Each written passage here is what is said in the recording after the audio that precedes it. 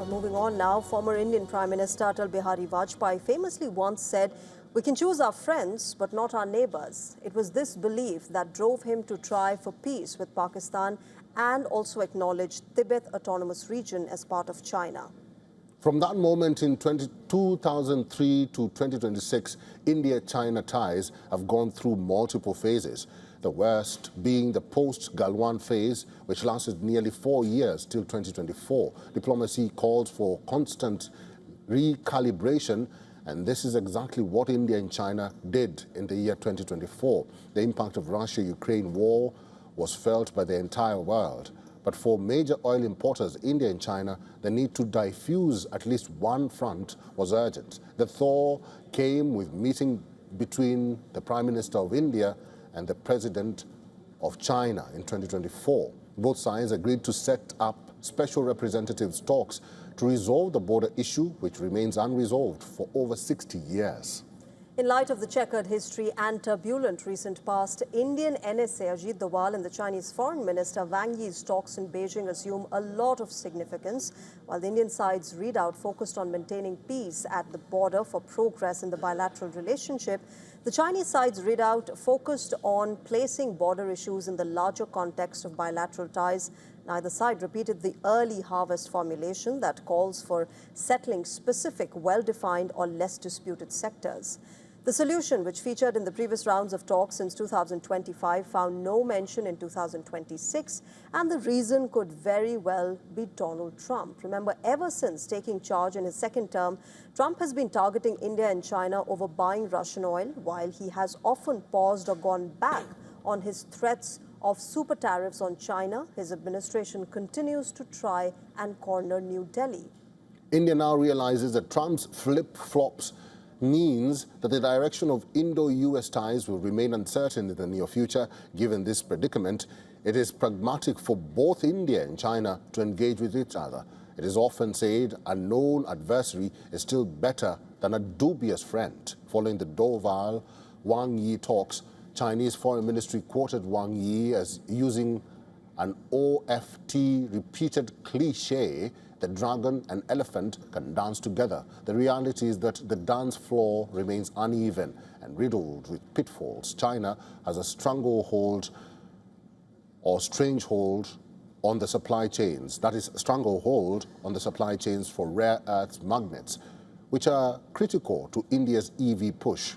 Following China-US tensions, Beijing curbed chip exports, hitting Indian auto and tech sectors. The trade imbalance in favor of China has surged past $112 billion and continues to grow. China's aggressive posturing on Arunachal and frequent reports of ingress from Arunachal to Ladakh do not allow the trust deficit to end. But most importantly, as seen during Operation Sindoor, China's active assistance to Pakistan with real-time intelligence means that India will always have to be prepared for a two-front war. At leadership levels, much may not change following such talks, but they remain significant. The easing of tensions remains critical in bilateral ties, including people-to-people exchanges and including the ongoing Kailash Mansarovar Yatra. Such talks also ensure that border trade through the 3 designated trading passes continues uninterrupted.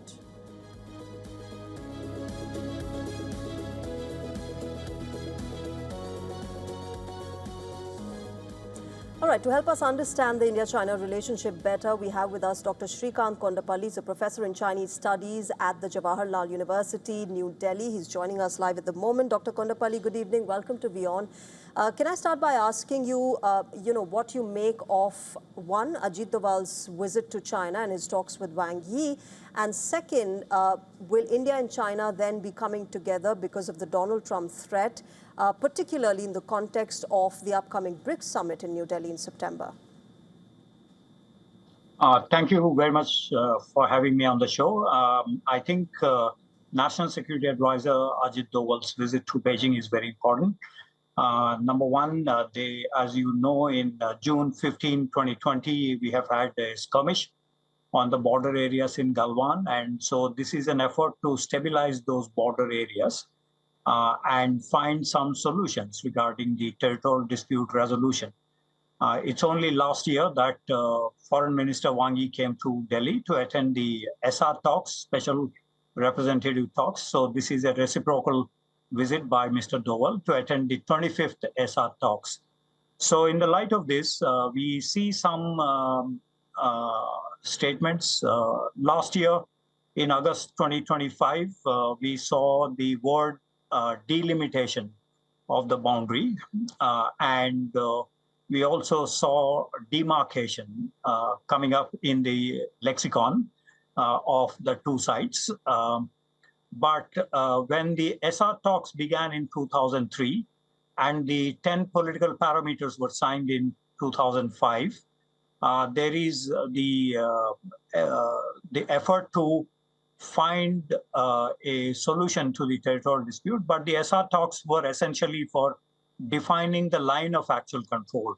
The line of actual control is fuzzy, and so the different perceptions have led to the problems in the bilateral relations, including Galwan, and so there is an effort to define the LAC. However, last year they used the word delimitation, and sometimes there is also the demarcation. So these are actually three steps in the territorial dispute resolution. First is defining the LAC, second delimitation, third demarcation. So from this point of view, there is some progress. And last year there was the expert group formed to do the delimitation. However, we haven't seen such statements again being given. There is also a working group to advance the border management, and we have no idea what exactly has happened on this. And then last year, we decided to have core commander level meetings in all the three sectors, Western, Eastern, and the Middle, and also hydrological data exchange because of the river water flow, which has the hydrological data has been stopped after the Galwan incident. So there is an effort to and then reopening of 3 border trading posts. And recently, as you know, Shipkila has been opened.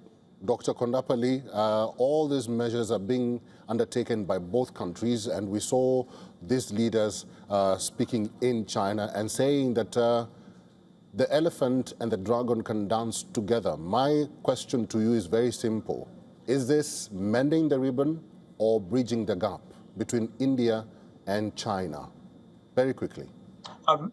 We do not know yet because the border is heavily militarized. And if you are suggesting mending fences, we haven't done something concrete in this regard. If it is full normalization, we do not have all the 30 dialogue mechanisms in place. What we have is the WMCC meeting, SR meetings. We also have core commander level meetings. We had one strategic dialogue, but we actually have about 30 dialogue processes between India and China. These have been shut down after Galwan. So on your query, we haven't reached the full normalization. And we haven't also made progress in other bilateral relations. So we cannot say for sure that this is full normalization. All right. Dr. Kondapalli, we'll have to leave it there. Thank you very much for your time and your insights and for talking to us today. Thank you.